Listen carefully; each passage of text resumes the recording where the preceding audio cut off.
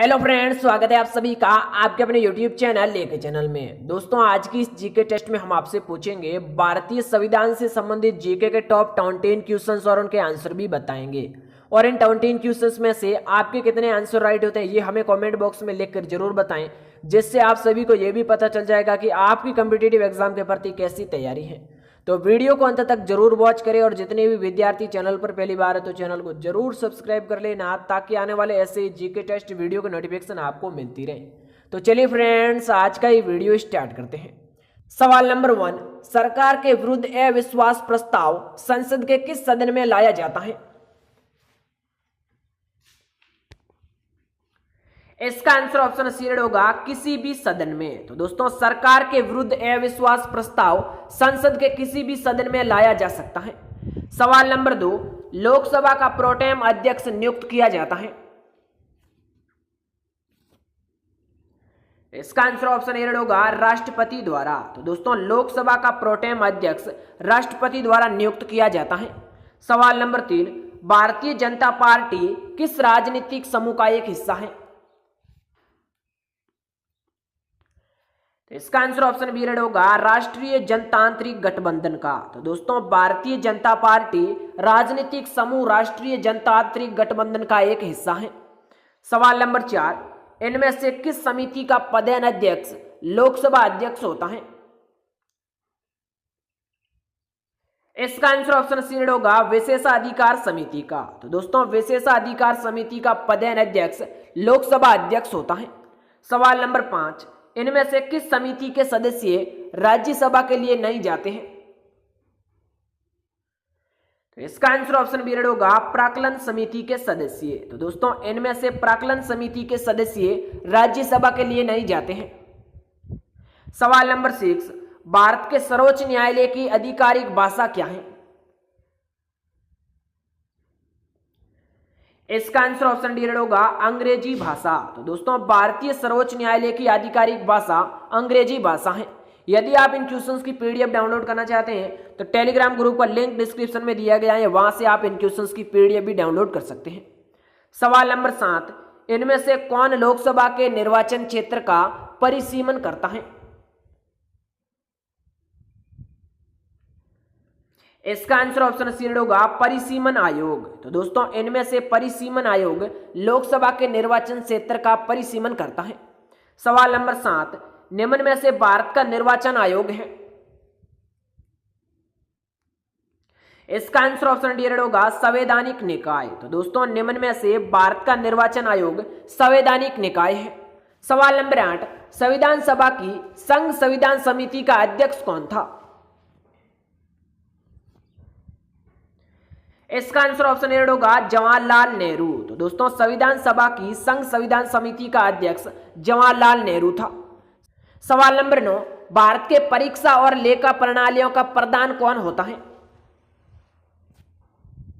इसका answer option B होगा, नियंत्रक एवं महालेखा। तो दोस्तों, भारत के परीक्षा एवं लेखा प्रणालियों का प्रधान नियंत्रक एवं महालेखा होता है। सवाल नंबर 10, निम्न में से झंडा समिति के अध्यक्ष कौन थे? इसका आंसर ऑप्शन ए होगा, जेबी कृपलानी। तो दोस्तों, झंडा समिति के अध्यक्ष जेबी कृपलानी थे। सवाल नंबर 11, निम्न में से कौन मुख्य सतर्कता आयुक्त की नियुक्ति करता है? इसका आंसर ऑप्शन बी होगा, राज्यपाल। तो दोस्तों, निम्न में से मुख्य सतर्कता आयुक्त की नियुक्ति राज्यपाल द्वारा की जाती है। सवाल नंबर 12, अंतर्राष्ट्रीय न्यायालय में नियुक्त प्रथम भारतीय न्यायाधीश कौन था? इसका आंसर ऑप्शन ए होगा, डॉक्टर नागेंद्र सिंह। तो दोस्तों, अंतर्राष्ट्रीय न्यायालय में नियुक्त प्रथम भारतीय न्यायाधीश डॉक्टर नागेंद्र सिंह था। सवाल नंबर 13, भारत के राष्ट्रपति के लिए सेवानिवृत्ति आयु क्या रखी है?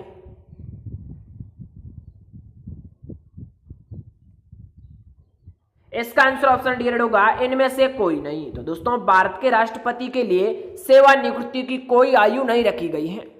सवाल नंबर 14, प्रधानमंत्री और मंत्री परिषद सामूहिक रूप से किसके प्रति उत्तरदायी होते हैं? इसका आंसर ऑप्शन बी होगा, लोकसभा के। तो दोस्तों, प्रधानमंत्री और मंत्री परिषद सामूहिक रूप से लोकसभा के प्रति उत्तरदायी होते हैं। सवाल नंबर 15, लोकसभा का विघटन कौन कर सकता है?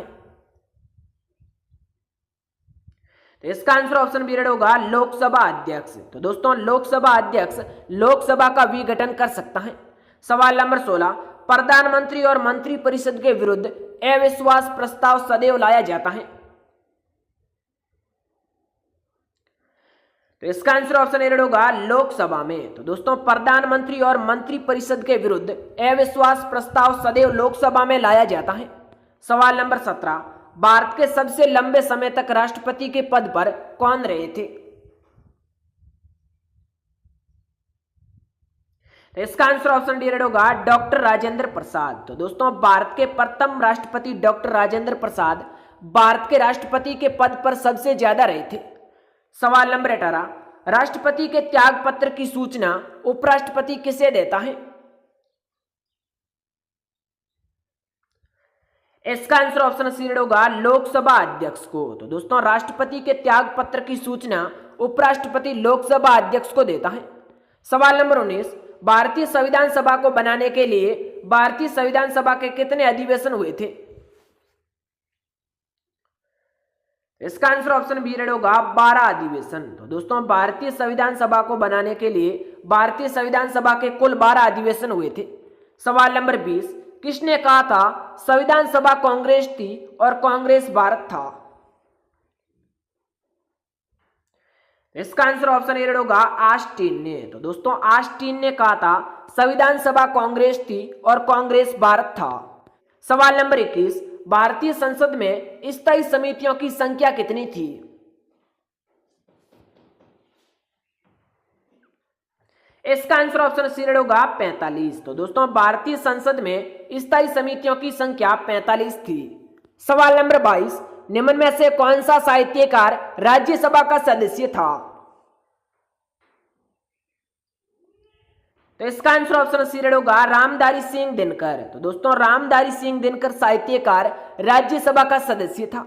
सवाल नंबर 23, उपराष्ट्रपति पद के निर्वाचन हेतु कौन सी पद्धति अपनाई जाती है? इसका आंसर ऑप्शन सी होगा एकल संक्रमणीय पद्धति। तो दोस्तों उपराष्ट्रपति निर्वाचन हेतु एकल संक्रमणीय पद्धति अपनाई जाती है।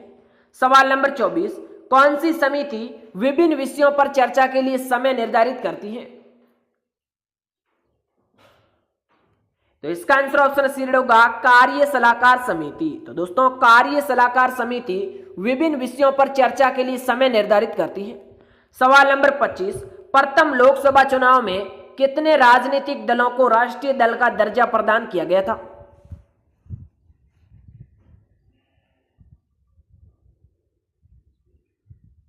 इसका आंसर ऑप्शन बी होगा 14 राजनीतिक दलों को। तो दोस्तों प्रथम लोकसभा चुनाव में 14 राजनीतिक दलों को राष्ट्रीय दल का दर्जा प्रदान किया गया था।